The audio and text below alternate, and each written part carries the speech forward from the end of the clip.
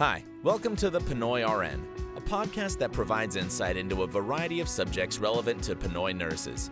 Here's your host, Jerome Babate.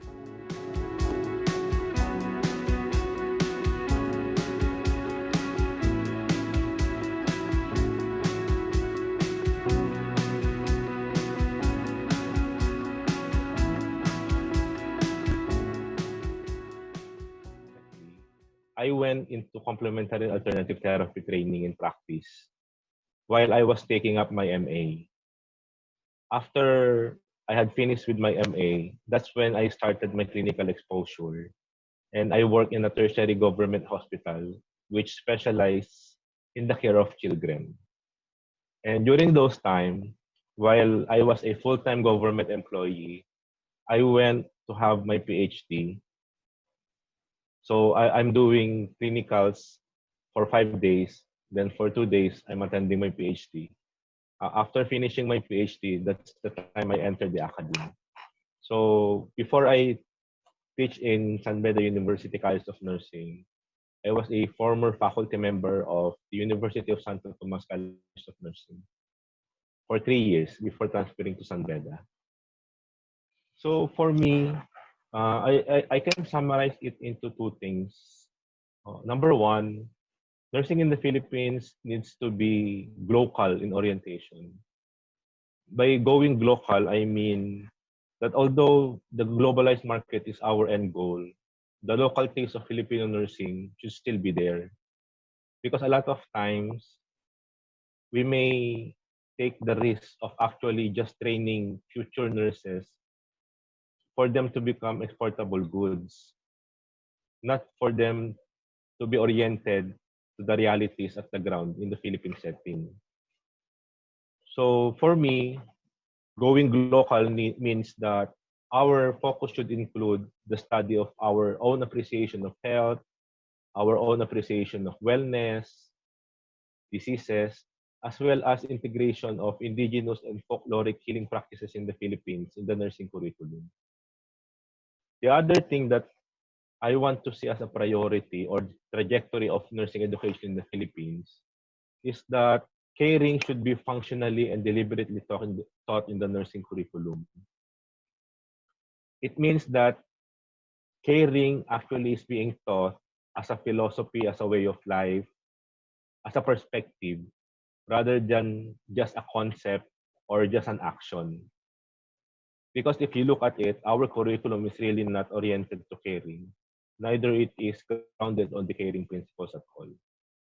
So those are the two things that for me are or should be the priority in nursing education in the Philippines, as well as nursing profession. So for me, we have come a long way to set nursing as a discipline and profession. But then again, on the local setting, some countries or communities still does not appreciate nurses as nurses, but we are seen as merely as second-class physicians. So I hope there will come a time when the society as a whole will appreciate nurses as a distinct profession and discipline, not merely some discipline parroting the medical profession, especially in the Philippines, where the image of nurses is not that good, so to speak, as compared to the other countries. So I am envisioning that someday the society as a whole will really appreciate us as nurses, a distinct profession that is. There are a lot. If we go by the experiences of nurses at the ground, there are a lot of stories of resiliency. Because actually by default, nurses are resilient. We are trained to be one. If you are not resilient before you took up nursing, along the process, along the way, you will be trained to be one. A good example is what's happening now. So in the Philippine setting, nurses are stretched to the limit. Most of my friends, my colleagues, my former students in the clinical area are exhausted. Some are anxious, some are terrified. But even though they feel those things, only few will shy away from the situation. So that for me is the idea of resiliency. Somehow, nursing brings forth the best quality of the human person. So they they are like that because they are human, and specifically because they are trained as nurses. So when we talk about resiliency, we're actually talking about one of the core characteristics of being a nurse. So for for my involvement, actually in San Beda, every member of the Bedan community is part and parcel of the university's response. Some of us are in the forefront, some of us acts as support system, either providing physical, social, psychological, and spiritual support. I belong to that part, mainly because I am not in the clinical area at the moment. So just recently, just this day, few hours ago, we did a webinar talking about how to express compassion and caring when a person is in crisis situation. So those things are part and parcel of how San Beda actually help its community and help. Yes, there's actually a lot of lesson. If you have so much time to reflect on things, you will learn many things. But I can probably summarize my lessons into three things during this pandemic, especially during the lockdown and pandemic. The first one is that everybody, regardless of status and demographic, will experience probably some kind of loss within the pandemic. Some are real loss, some are imagined, but nevertheless, all people or most of the people will experience some kind of loss.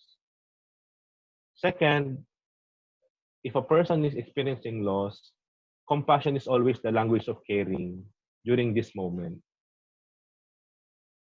And third, especially the most important realization that I have during this pandemic times is that it is always prudent to be kind to everyone. We must take it into consideration and take it upon ourselves that if someone wants your presence, that you're actually there and that you are listening to understand, not merely listening to respond. Those are the things that I actually learned during this pandemic as both as an educator and someone and as a volunteer for psychological first aid and crisis management. So my future advice for the upcoming nursing professionals,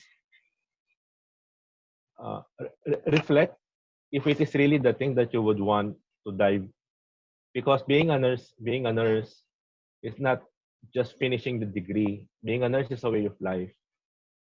So if you really want to become a nurse, it is tantamount to becoming a beacon of hope.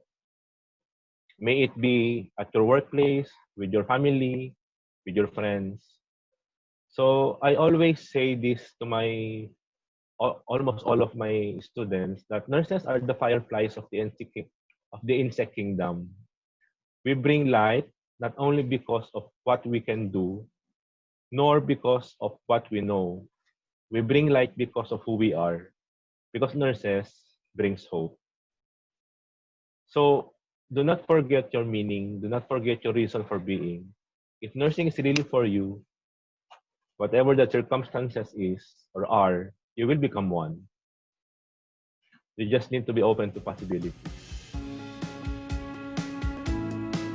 Well, that's all for today's episode of Pinoy RN. Thanks for listening, and thank you to our guest for joining me today. Join us again next time when we talk about Filipino nurses and nursing. Make sure you subscribe to the Pinoy RN podcast on YouTube so you never miss an episode. Also follow us on Facebook at Pinoy RN Podcast. Special thanks to our event partners, Beta Nu Delta Nursing Society, Filipino Nursing Diaspora,